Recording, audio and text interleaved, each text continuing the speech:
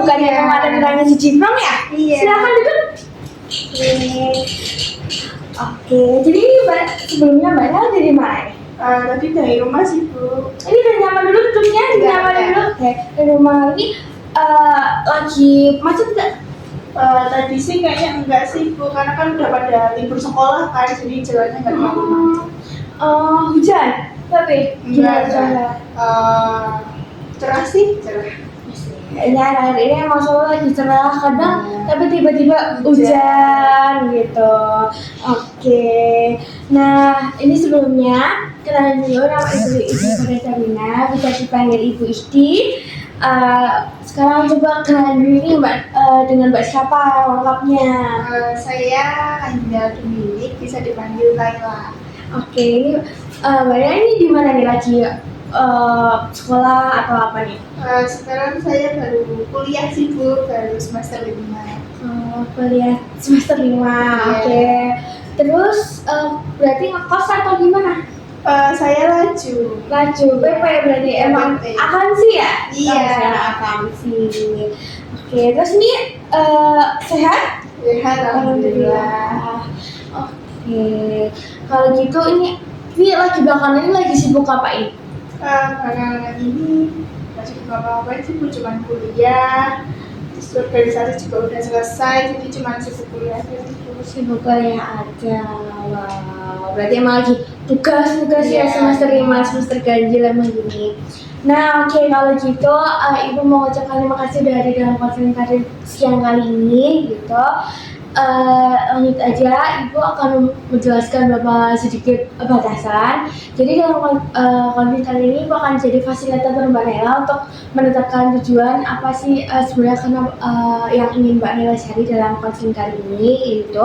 Dan ada lagi batasan kalau di apa yang ada di dalam ruangan kali ini tetap di dalam ruangan, jadi nggak akan Ibu sebarkan ke publik kayak gitu. Nah, lanjutnya Ibu harap semoga dalam si konflik ini Mbak Nela bisa menemukan yang Mbak Nela cari, Mbak Nela inginkan kayak gitu. Nah, jadi langsung aja bisa Mbak Nela ceritakan yang membuat Mbak Nela itu memutuskan untuk datang konseling siang kali ini. Oke, jadi itu saya kan sekarang baru mahasiswa semester 5 ya Bu. Udah mendekati semester akhir nih, jadi kan harusnya tuh saya juga udah mulai menata hidup saya gitu ya, kayak mau apa, mau kemana gitu. Nah tapi itu di satu sisi saya tuh juga sebenarnya bingung gitu loh Bu, sama maunya saya tuh mau kayak gimana gitu. Nah, di satu sisi tuh saya tuh sebenarnya pengen S2, tapi saya juga kayak bingung, yakin nggak yakin gitu. Terus juga tapi kalau nggak mau S2 tuh mau kerja pun saya juga bingung gitu. Jadi kayak banyak yang bingung gitu loh Bu, nanti mau ke depannya kayak gimana gitu. Jadi kayak tapi masih ada keinginan buat lanjut S2, terus juga ada keinginan buat cari pekerjaan lain kayak gitu. Nah, tapi sampai sejauh ini ada informasi apa gitu nggak yang Mbak Nela udah bisa cari informasi gitu, misalnya kayak S2 apakah mau kemana, ke kampus mana gitu udah ada? Belum ada sih Bu, cuman baru kepikiran mau S2 aja gitu. Kalau buat yang kayak mencari pekerjaan lain gitu udah mencoba mencari informasi? Kalau kerja juga belum sih tapi itu kayak saya udah ada kepikiran kepengen mau kerja apa gitu loh. Tapi emang belum kepikiran kayak mau di mana, yang spesifiknya itu belum ada gitu. Oke. Nah, tapi dari beberapa tadi yang Mbak Nela pikirkan nih, dari kayak lanjut S2 gitu, itu udah ada tuntunan dari keluarga gitu nggak sebenarnya? Atau dari lingkungan gitu? Kalau sebenarnya dari mama tuh sebenarnya tuh nggak ada. Nanti kayak kalau mama tuh ya udah terserah gitu loh, terserah mau apa, mau kayak gimana itu terserah. Nah sedangkan kalau dari papa tuh sebenarnya nggak terlalu gimana ya bahasanya, kayak nggak terlalu pengen saya tuh kerja gitu loh. Jadi setiap ditanya tuh papa tuh pasti selalu nanya kayak mau S2 di mana gitu. Tapi tuh di satu sisi saya juga nggak yakin sama kemampuan diri saya sendiri gitu loh Bu, untuk lanjut S2. Nah terus papa itu kan juga punya usaha gitu ya Bu, punya usaha sendiri. Nah apa namanya, di satu sisi selain S2 papa tuh selalu bilang kalau misalnya nggak mau S2 ya udah kerja di tempatnya papa aja gitu. Kayak papa tuh selalu kayak gitu, jadi saya tuh bingung mau kayak gimana gitu. Tapi ada gini, kayak ada pernah ngerasain salah, takut salah mengambil itu gak? Kayak mengambil tindakan kayak gitu, mengambil keputusan? Iya sih, saya yang ngerasain gitu ya sekarang gitu. Kayak Iya, mungkin sekarang. kedepannya kalau saya salah ambilkan gitu. Iya. Pernah sih Bu, kayak saya tuh bingungnya kalau misalnya saya nurutin papa buat kerja sama papa, saya tuh takutnya saya jadi apa ya, apa sih, kayak menyesal gitu, kenapa kok nggak cari di tempat lain aja kan. Pasti kalau di tempat papa tuh kayak aku merasa mungkin aku bisa kurang berkembang gitu loh. Iya. Sedangkan kalau di tempat lain mungkin aku bisa lebih berkembang daripada di tempat papa gitu. Terus kalau misalnya lanjut S2 terus aku takutnya kayak ternyata aku nggak bisa nyelesain S2 ini gitu loh, karena kan kayak S1 aja tuh capek banget ya Bu. Jadi saya takutnya tuh kayak S2 ini tuh nggak survive gitu. Oke, nah tadi udah. Jadi menurut Mbak Nela, tapi itu salah dari salah jurusan, salah ngambil keputusan tuh nanti menurut Mbak Nela tuh kayak apa gitu?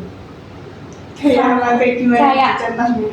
misal kayak salah dari tadi kan Mbak Nela udah kayak takut salah kalau mengambil tindakan, mengambil keputusan. Nah, salahnya tuh kayak dampaknya nanti apakah Mbak Nela akan merasa kayak pasti menyesal kayak gitu kan, terus pasti apa yang akan Mbak Naila hindari gitu biar nggak salah itu. Dampaknya ke diri saya dulu Iya, iya. Mungkin dampaknya ke diri saya itu pasti ya menyesal, karena kenapa, pasti kayak what if, kayak what if aku dulu ngambil yang pilihan kayak gini gitu, pasti kayak gitu. Terus mungkin juga saya jadi nggak enjoy gitu ya dalam menjalani apapun yang saya pilih tersebut ya. Misalnya saya bekerja, saya jadi nggak enjoy kerjanya, atau kalau misalnya saya kuliah, saya nggak enjoy kuliahnya gitu. Oke, tapi tadi udah ada nggak ada tuntunan ya dari keluarga atau dari keluarga, nggak ada yang kayak mengharuskan gitu. Iya sih. Nah, tapi pernah ada harapan nggak? Paling dari papa dari aja harapan kalau buat Mbak Nela kerja. Ya, kerja di harapannya apa atau lanjut kuliah. Oke, nah di sini Ibu akan ada self-help, jadi ini bisa membantu pilihan karir yang Mbak Nela lagi bingungin. Nah ini bisa diisi dulu.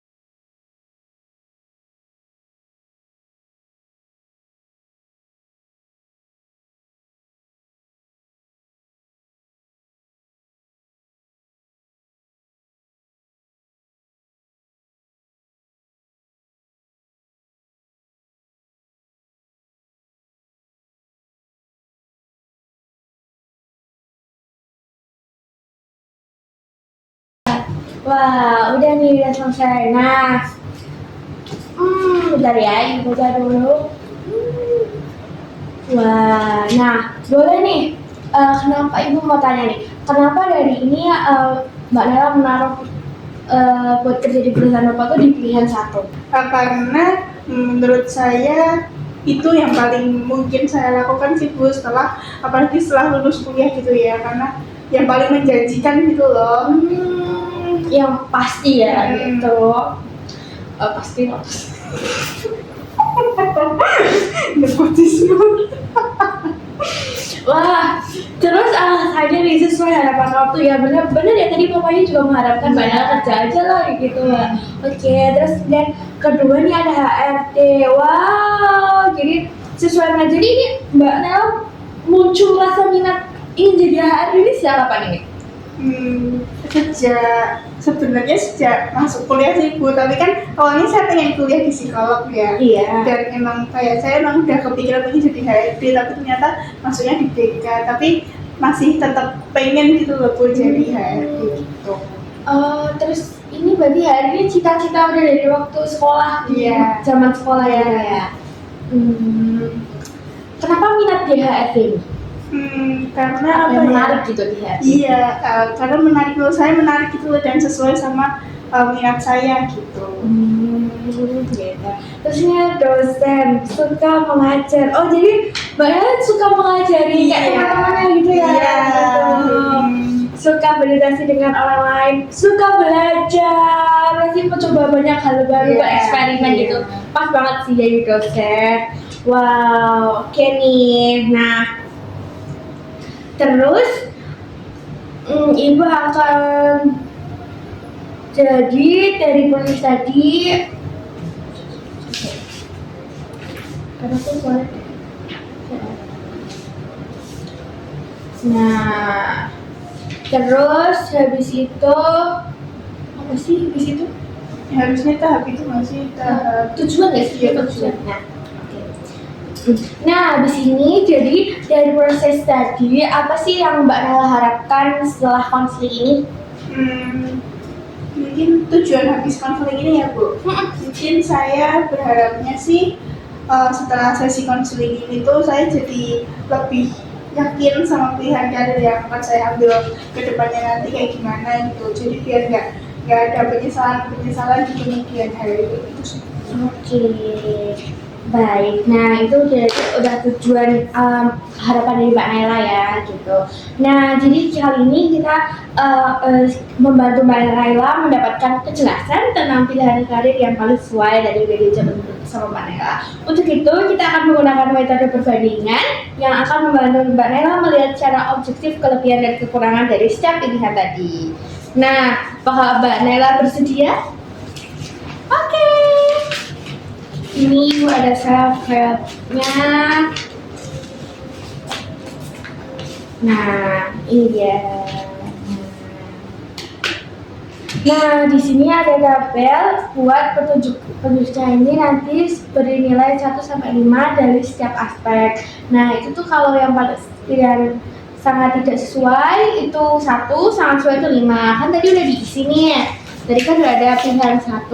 Pilihan 1-nya itu jadi di perusahaan Bapak, pilihan 2-nya itu jadi HRD, pilihan 3-nya dosen. Nah, berarti nanti pilihan 1 minat pribadi berapa poinnya, 2 poinnya gitu. Paham? Paham. Ini acuannya nih. Ya.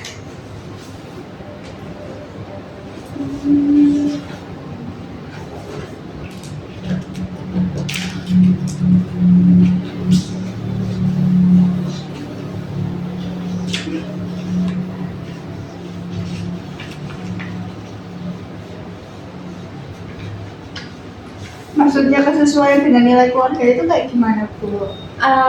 Sesuai nggak sama keluarganya, misalnya kalau keluarganya minta kayak nggak ada paksaan gitu loh, nggak ada kayak kan tadi nggak ada tuntunan Iya. gitu, diridoi gitu.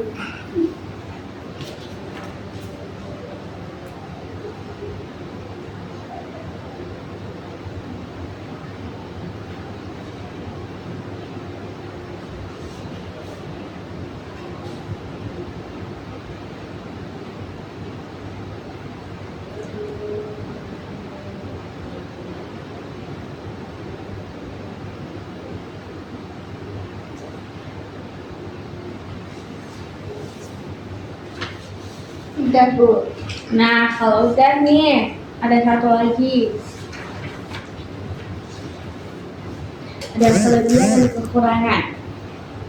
Mr. Mei.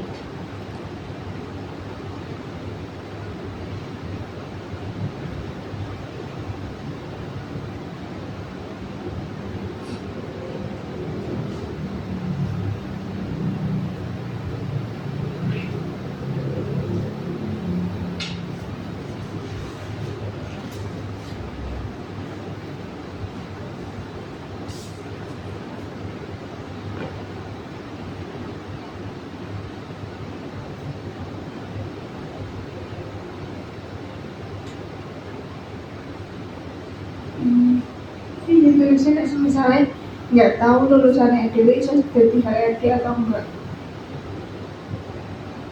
Kurang belum ada informasi.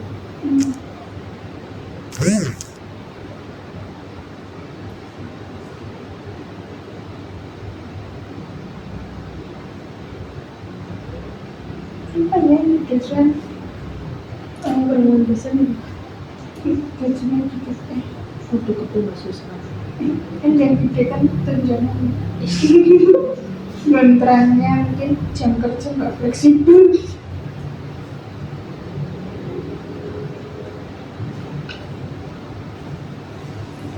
Nah, kalau udah seperti tadi, Ibu akan menanyakan tentang alasannya nih.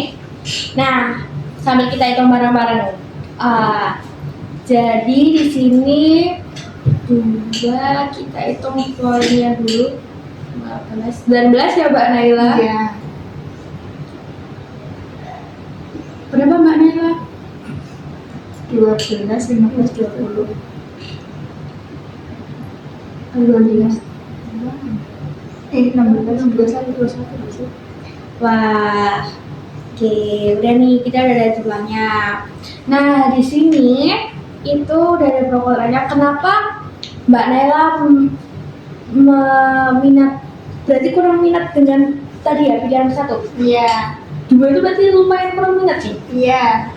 Alasan kenapa banget rasa kurang minatnya kenapa nih? Karena kan perusahaan papa itu nggak sesuai sama mami, nggak selinear sama jurusan saya, terus juga nggak sesuai sama minat saya gitu. Jadi menurut saya emang kurang minat di bidang itu sih. Terus juga saya kurang minat dalam bidang kayak bisnis kayak gitu-gitu sih Bu. Oke, 5, 4. Oke, terus ini jadi di pilihan 1 berarti kesesuaian dengan kemampuan juga masa itu ya kayak baru. Iya. Oke, terus 3 ini kesesuaian dengan kontrak. Oh, jadi nomor 2 tadi. Ini berarti tapi 3 ini keluarga setuju nggak sebenarnya kalau Nah itu mana jadi itu? sebenarnya saya kan pernah ngomong sama papa gitu ya tentang apa sih namanya keputusan mau jadi HRD gitu. Nah papa tuh sebenarnya kayak ya balik lagi kayak nggak apa, tapi tuh kayak papa tuh masih kayak apa ya kayak beneran nggak sih gitu loh.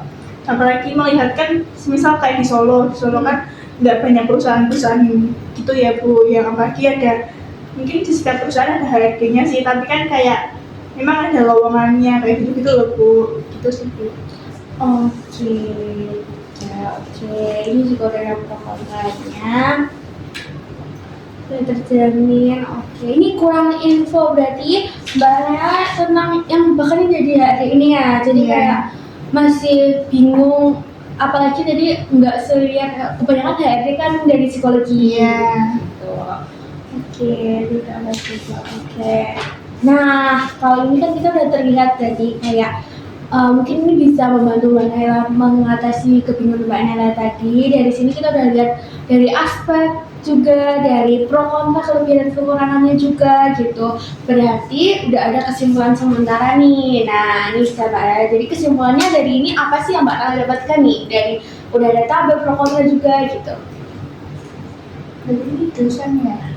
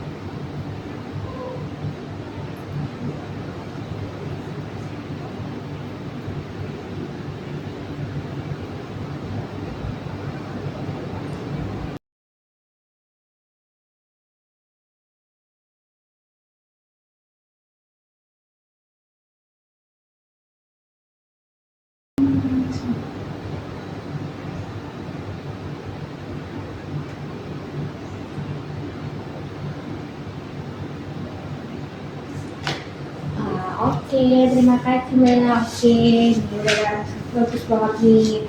Nah, udah ditanya nih, udah selanjutnya. Jadi, ibu nanya nih, gimana apa kesimpulan dari konseling kali ini Mbak Naila? Apa yang Mbak Naila dapatkan ya? Setelah konseling hari ini kan awalnya saya bingung ya Bu mau apa sih dari pilihan-pilihan karir saya ke depannya itu mau kayak gimana gitu ya. Setelah konseling ini saya jadi sadar kayak mungkin saya minatnya emang jadi dosen gitu, dan emang saya juga udah apa ya kayak karena saya udah tercerahkan gitu kalau mungkin minat saya emang jadi dosen, jadi mungkin saya bisa lebih menata hidup lagi gitu biar mempersiapkan ke depannya gimana sih cara jadi dosen itu kayak gimana dan lain sebagainya gitu apa aja. Iya, betul banget. Tadi ini juga udah itu sama Mbak Naila, kalau bahkan mungkin setelah ini Mbak Naila bisa cari informasi, terus ada S2 dan belajar dengan lebih giat dan lebih baik gitu ya Mbak Naila. Nah, terus udah kalau gitu gimana nih perasaannya setelah udah menemukan kayak berhasil memecahkan kebingungan Mbak Naila, gimana nih perasaannya? Rasanya pasti oke ya Bu, karena udah mulai apa ya, udah mulai tercerahkan dari kebingungannya tadi. Terus juga senang juga sih Bu, karena akhirnya tahu kayak saya tuh sebenarnya mau apa sih ke depannya gitu. Jadi lebih tertata lagi ya, lebih terstruktur lagi. Oke, kalau gitu alhamdulillah karena Mbak Naila udah berarti tujuan tadi kita udah tercapai ya gitu. Nah sebelumnya ini Ibu ada instrumen evaluasi hasil bisa Mbak Naila kerjain lagi.